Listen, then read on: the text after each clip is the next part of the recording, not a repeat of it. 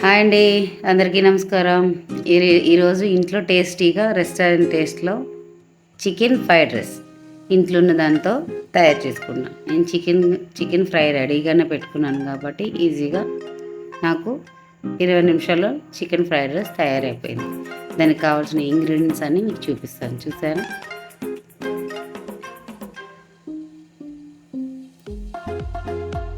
నేను 2 ఎగ్స్ తీసుకున్నాను. ఆనియన్, ముందుగానే నేను ఫ్రై చేసుకున్న చికెన్ తీసుకున్నాను. క్యారెట్, పచ్చిమిర్చి, కలేమాకు, క్యాప్సికమ్, ఆనియన్, 2 ఎగ్స్, సాల్ట్, మిరియాల పొడి, వెనిగర్, సోయా సాసు, ఆయిల్.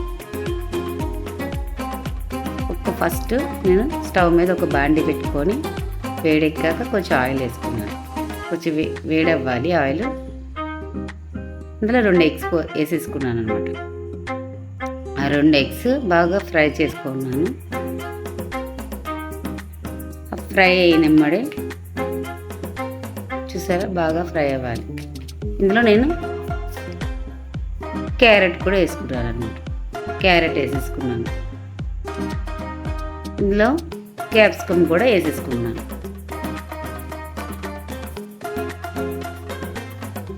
ఇందులో ఆనియన్ కూడా వేసేసుకున్నాను. పచ్చిమిర్చి కూడా ఇప్పుడే వేసేసుకున్నాను. బాగా కలుపుకున్న తర్వాత కలేమాకు కూడా వేసేసుకుంటాను. బాగా కలుపుకోవాలి. బాగా కలిపినాక బాగుంటుంది. ఇక్కడ ఒక ఐడియా ఏంటంటే అండి, ఫ్రైడ్ రైస్ ఎప్పుడు కూడా చేసేటప్పుడు వెజిటేబుల్ ఏం కుక్ అవ్వకూడదు.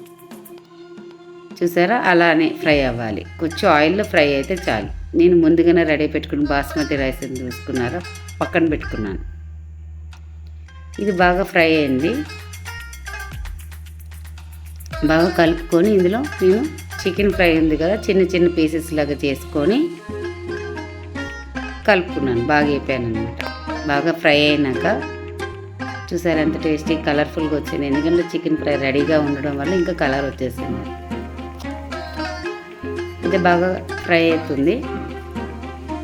ఇందులో నేను రైస్ చల్లగా పెట్టుకున్నాను. ఆ రైస్ కూడా వేసేసుకున్నాను. నేను బాస్మతి రైస్ తీసుకున్నాను. మీరు ఏ రైస్ అయినా తీసుకోవచ్చు. ఇది బాగా కలుపుకోవాలి.